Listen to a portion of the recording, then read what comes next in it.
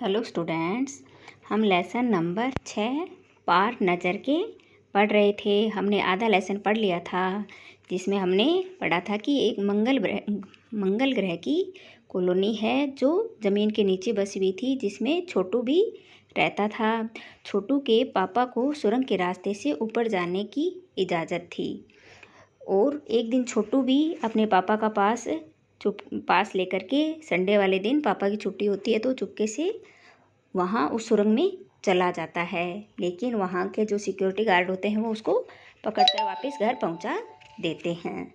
फिर उसके पापा उसको समझाते हैं कि वहाँ ऊपर जाने के लिए ख़ास किस्म के जूते और एक स्पेस सूट पहनकर ही ऊपर जा सकते हैं, क्योंकि ऊपर का वातावरण में हम सीधे नहीं जा सकते हैं। तो ये बात उसको समझाते हैं। फिर दूसरे दिन जब उसके पापा उस सुरंग के रास्ते से ऊपर जाते हैं तो उस कंट्रोल रूम का वातावरण है वो उनको बदला बदला सा लगता है। तो वहाँ जो स्टाफ के प्रमुख होते हैं वो उनको टीवी स्क्रीन पर एक बिंदु के बारे में बताते हैं कि एक बिंदु झलक रहा है, लेकिन यह कोई तारा नहीं है, ये अलग ही कोई चीज़ है, तारा नहीं है, ये एक जगह ही अडिग भी नहीं है। तारा होता तो एक जगह रहता हो, तो ये इधर उधर हलचल भी कर रहा है। तो इसके बारे में आगे पढ़ेंगे हम।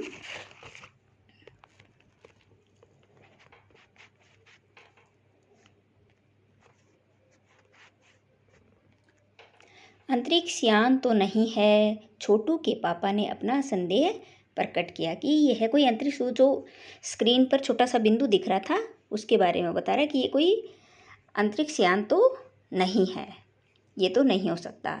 संदेह हमें भी है, वो कह रहे हमें भी ये शंका है कि यह अंतरिक्ष यान तो नहीं है। आप सब इस पर बराबर ध्यान रखिएगा, इसको लगातार देखते रहिए आगे ये क्या हलचल करता है।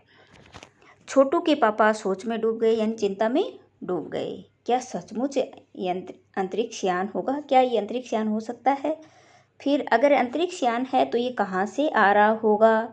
सौर मंडल में हमारी धरती, सौर मंडल यानी सूर्य के चारों ओर, सूर्य और सूर्य के चारों ओर चक्कर लगाने वाले ग्रह। तो सौर मंडल में हमारी धरती के अलावा और कौन से ग्रह पर जीवों का अस्तित्व होगा?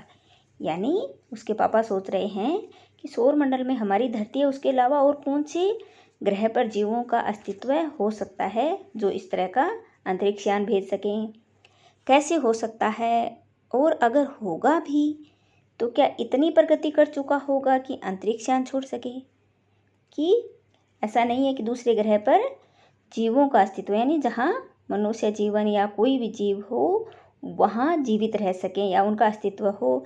अगर है भी तो ऐसा भी, अगर है तो भी उन्होंने इतनी प्रगति नहीं की होगी कि वो अंतरिक्ष यान छोड़ सके दूसरे ग्रह पर।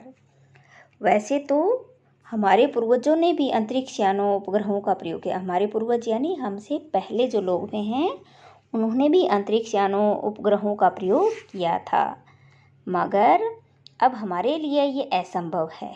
यानी हमारे लिए ये संभव नहीं है कि हम अंतरिक्ष यानों को या उपग्रहों को भेज सकें।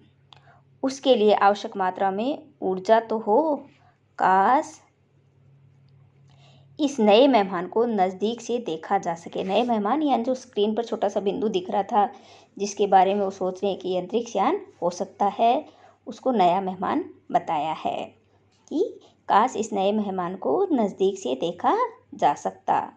हाँ, अगर वह इसी तरफ आ रहा होगा तब तो ये संभव हो सकेगा कि देखें, अगर वह इसी तरफ आ रहा है, हमारे ग्रह की तरफ ही आ रहा है, तो ये संभव हो सकता है कि हम उसको देख सकते हैं। अब अंतरिक्ष यान से एक यांत्रिक हाथ बाहर निकला। यांत्रिक यानी जो यंत्र द्वारा बना हुआ हो। एक तो मान लो अपना हाथ है तो वो प्राकृतिक है, ठीक है, अपने आप हिल सकता है।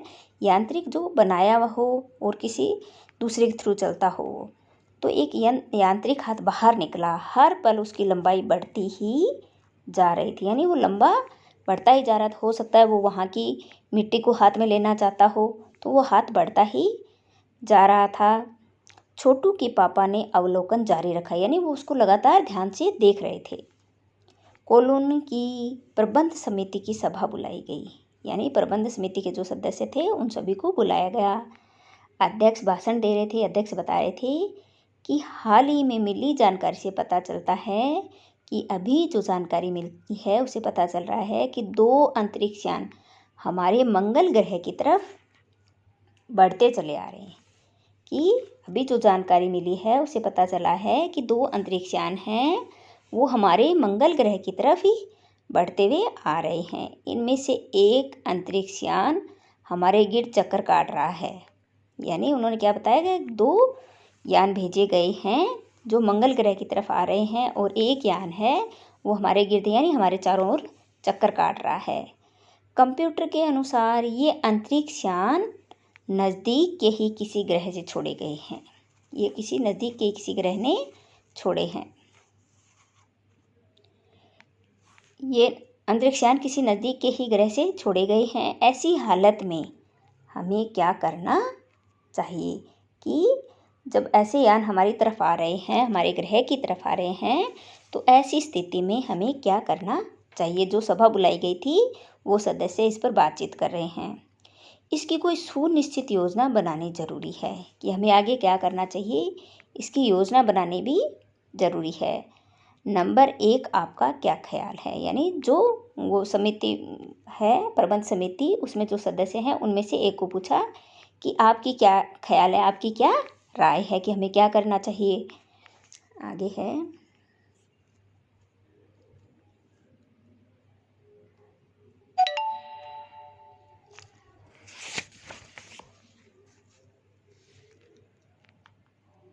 तो वो बोलते हैं कॉलोनी की सुरक्षा की पूरी जिम्मेदारी नंबर 1 पर थी। कि जो कॉलोनी है जिसमें लोग रहते थे उसकी पूरी जिम्मेदारी, सुरक्षा की जिम्मेदारी है वो नंबर 1 पर थी। उन्होंने कुछ कागज़ समेटते हुए बोलना आरंभ किया। यानी अपने पास जो कागज़ थे उनको समेट कर वो बोले, इन दोनों अंतरिक्ष यानों को जलाकर खाक कर देने की क्षमता हम रखते हैं। कि हम इन दोनों को, जो अंतरिक्ष यान हमारी तरफ आ रहे हैं, उनको जलाकर खाक यानी ख़त्म कर देने की क्षमता हमारे पास है, हम रखते हैं। मगर इससे हमें कोई जानकारी हासिल नहीं हो सकेगी। यानी हम जलाकर जब उसको नष्ट कर देंगे तो हमें ये पता नहीं चल पाएगा ये कहाँ से आया है, किस उद्देश्य से इन उपग्रहों को भेजा, इस अंतरिक्ष यान को भेजा गया है। ये जलने से नष्ट हो जाएंगी तो पता नहीं चलेगा, उनके बारे में कोई भी जानकारी हमें नहीं हो सकेगी। अंतरिक्ष यान बेकार कर जमीन पर उतरने पर मजबूर कर देने वाले यंत्र हमारे पास नहीं हैं। कि ऐसे यंत्र हमारे पास नहीं है जिससे हम अंतरिक्ष यान को बेकार कर दें और वह हमारी ज़मीन पर उतरने के लिए मजबूर हो जाए। अगर वह उतर जाएगा तो हम उसके बारे में जानकारी हासिल कर लेंगे कि ये कौन से ग्रह से आया होगा, लेकिन ऐसे यंत्र हमारे पास नहीं हैं। हालांकि अगर ये अंतरिक्ष यान खुद ब खुद ज़मीन पर उतरते हैं, कि अंतरिक्ष यान खुद ही अपनी मर्जी से, मान लो उन्होंने भेजा है और हमारी ज़मीन पर ही उतारते हैं, तो उन्हें बेकार कर देने की क्षमता हम में अवश्य। अगर वो उतर जाता है खुद ही तो हम उसको बेकार कर सकते हैं। यानी वो आगे नहीं बढ़ सकता है और दोबारा जा भी नहीं सकता है, वो खराब हो जाएगा। मेरी जानकारी के अनुसार इन अंतरिक्ष यानों में सिर्फ यंत्र है। यानी जो अंतरिक्ष यान आ रहे हैं, कि हमारी जानकारी के अनुसार इसमें केवल यंत्र ही हैं, किसी तरह के जीव इसमें सवार नहीं है, कि कोई पशु या फिर कोई इंसान इसमें सवार नहीं है।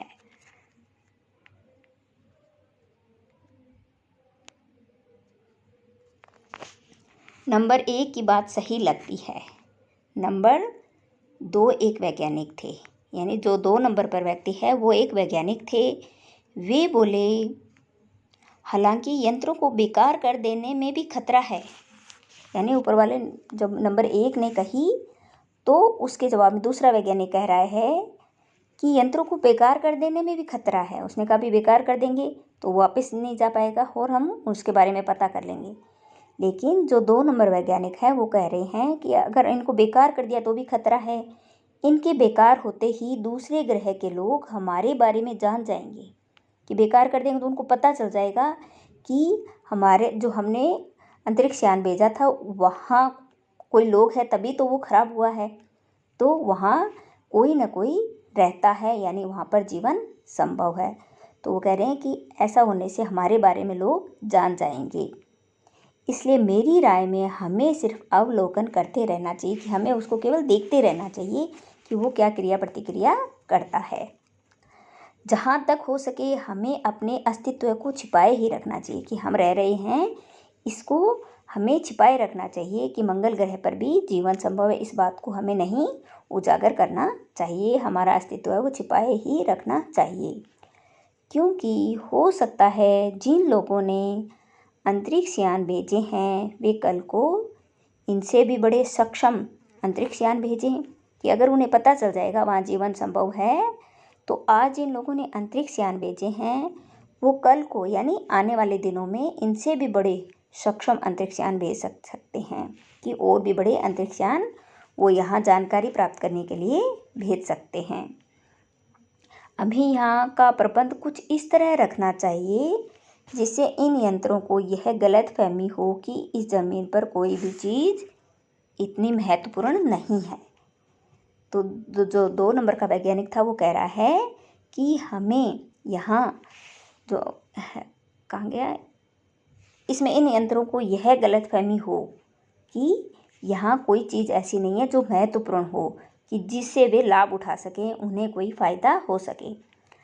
अध्यक्ष महोदय से मैं यह दरख्वास्त करता हूँ कि इस तरह का प्रबंध हमारे यहाँ किया जाए, कि वो अध्यक्ष महोदय से कहते हैं कि इस तरह का हमारे यहाँ प्रबंध किया जाए जिससे उन लोगों को हमारे बारे में कोई महत्वपूर्ण जानकारी न मिल सके। फिर है नंबर 3 है वो एक सामाजिक व्यवस्था का काम देखते हैं, यानी दूसरे वैज्ञानिक थे और पहले वाले थे, उन पर पूरी कॉलोनी की सुरक्षा की जिम्मेदारी थी, और अब 3 नंबर है वो सामाजिक व्यवस्था का काम देखते हैं। तो उनकी बात के जवाब में अध्यक्ष कुछ बोलने ही जा रहे थे, यानी उनका जवाब जो वैज्ञानिक बोल रहे थे उनका जवाब देने के लिए कुछ बोलने ही जा रहे थे कि फ़ोन की घंटी बजी। अध्यक्ष ने चोगा उठाया यानी फ़ोन उठाया। 1 मिनट बाद सभा को संबोधित करते हुए उन्होंने कहा, भाइयों, अंतरिक्ष यान क्रमांक 1 हमारी ज़मीन पर उतर चुका है, यानी 2 अंतरिक्ष यान आए थे उनमें से एक उतर चुका है। वह दिन छोटू के लिए बड़ा ही महत्वपूर्ण दिन था, यानी ये जो थे समिति के लोग थे वो आपस में बातचीत कर रहे थे, तो उस बातचीत के दौरान ही फ़ोन की घंटी बजती है, तो उनको कोई इन्फॉर्मेशन मिली कि वो जो यान है उनमें से एक है वो हमारे जो ज़मीन है उस पर उतर चुका है। तो ऊपर हमने पढ़ लिया था कि वैज्ञानिक क्या बोलते हैं, एक तो बोलता है इसको ख़राब कर देना चाहिए यंत्र को, और दूसरा जो वैज्ञानिक कहता है कि नहीं, इससे हमारे बारे में पता चल जाएगा।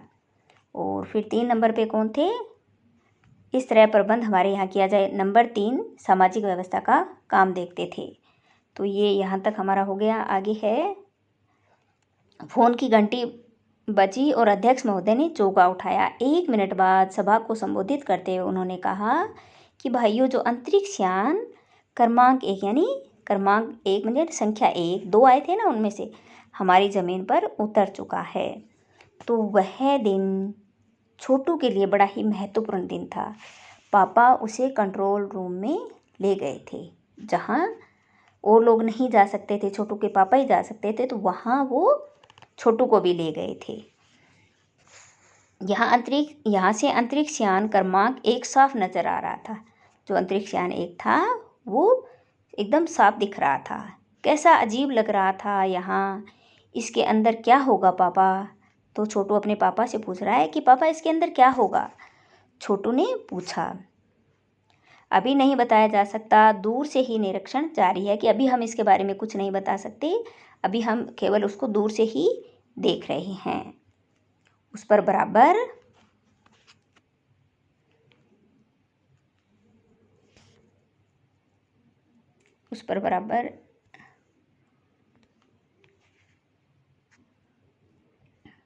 हमारा ध्यान है और उसके हर अंग पर हमारा नियंत्रण है,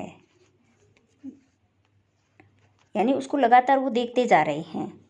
तो कह रहे हैं कि अभी इसके बारे में कुछ नहीं बताया जा सकता है, दूर से ही हम उसका निरीक्षण कर रहे हैं, दूर से ही हम उसको देख रहे हैं, और उस पर बराबर हमारा ध्यान है और उसके हर अंग पर हमारा नियंत्रण है।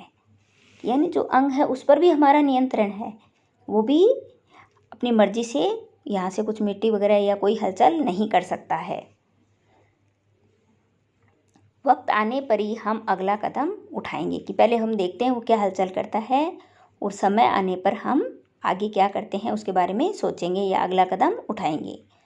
छोटू के पापा ने बताया। उन्होंने छोटू को एक कंसोल दिखाया जिस पर कई बटन थे। यानी जो वहाँ कंट्रोल रूम में थे तो उन्होंने उसको दिखाया जिस पर कई बटन बने हुए थे। अब अंतरिक्ष यान से एक यांत्रिक हाथ बाहर निकला। यानी जो अंतरिक्ष यान उनकी मंगल ग्रह की जो धरती थी उस पर उतर चुका था। अब उस अंतरिक्ष यान से एक यांत्रिक हाथ जो यंत्र द्वारा बना हुआ था, यांत्रिक हाथ बाहर निकला।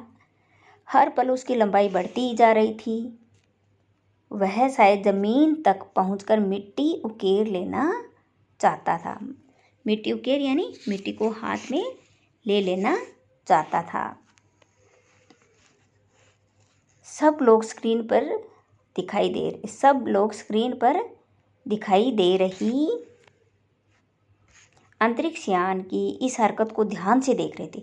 यानी सभी की नज़र एकदम उधर ही थी। सब देख रहे थे कि वो आगे क्या करता है। तो जब वह मिट्टी उकेर लेना चाहता हो, यानी मिट्टी हाथ में ले लेना चाहता हो, सब लोग बस स्क्रीन पर ही दिखाई दे रही अंतरिक्ष यान की हर हरकत को, यानी वो क्या करता है उसको ध्यान से देख रहे थे, सिवाय एक के। उसका ध्यान कहीं और ही था। तो वो कौन था? छोटू को इन बातों से कोई मतलब नहीं था। वो तो वो कंसोल पर जो बटन थे बस उसका तो ध्यान सारा उधर ही था। तो उसका उस अंतरिक्ष यान की तरफ ध्यान नहीं था, तो उसका ध्यान कहीं और ही था। छोटू का सारा ध्यान कंसोल पैनल पर कंसोल का एक बटन दबाने की अपनी इच्छा को वह रोक नहीं पाया। यानी और लोग तो सभी उसकी तरफ देख रहे थे, यान की तरफ, कि क्या वो हरकत करता है, लेकिन छोटू का ध्यान तो कहीं और ही था। उसका ध्यान कहाँ था? कंसोल का जो एक बटन था उस पर ध्यान था और उसको दबाने की इच्छा को वह रोक नहीं पाया। उसने सोचा इसको तो मैं दबाकर ही देखूंगा। वह लाल लाल बटन उसे बरबस ही अपनी तरफ खींच रहा था, यानी अपनी तरफ आकर्षित कर रहा था कि मैं इस लाल बटन को दबा दूं। और सहसा खतरे की घंटी बजी। सबकी निगाहें कंसोल की तरफ मुड़ी। यानी पहले तो वो कहाँ देख रहे थे? स्क्रीन पर देख रहे थे, अंतरिक्ष यान की तरफ। और जब अचानक से छोटू ने जो वो लाल लाल बटन था उसको दबा दिया तो सबकी नज़र कंसोल की तरफ मुड़ी। पापा ने छोटू को अपनी तरफ खींचते हुए एक झापड़ रसीद कर दिया, यानी उसके थप्पड़ लगा दिया जोर से, और लाल बटन को पूर्व स्थिति में ला रखा।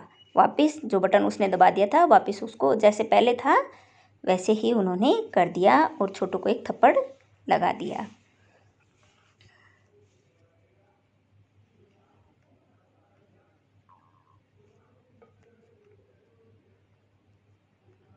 मगर उस तरफ अब अंतरिक्ष यान के उस यांत्रिक हाथ की हरकत सहसा रुक गई थी।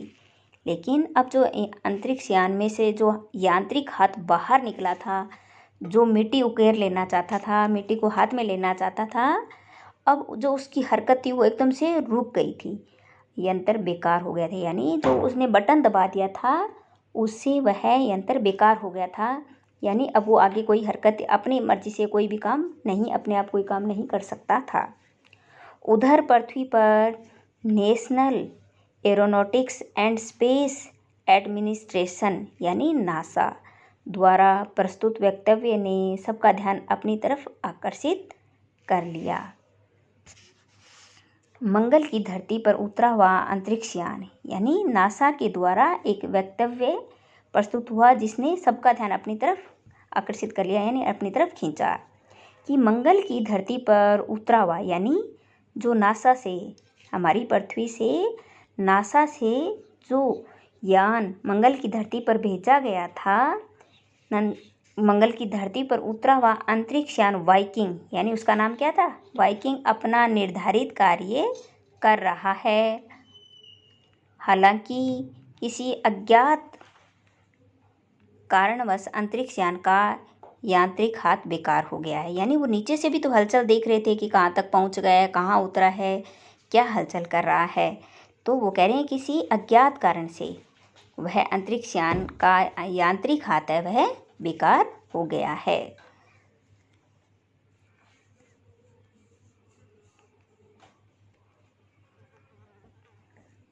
नासा के तकनीशियन इस बारे में जांच कर रहे हैं, यानी नासा से जिस अंतरिक्ष यान को भेजा गया था वे जो तकनीशियन हैं वो इसकी जांच कर रहे हैं तथा इस यांत्रिक हाथ को दुरुस्त करने के प्रयास भी जारी हैं। दुरुस्त यानी उसको ठीक करने में, वापस उसको ठीक करने के प्रयास भी कर रहे हैं।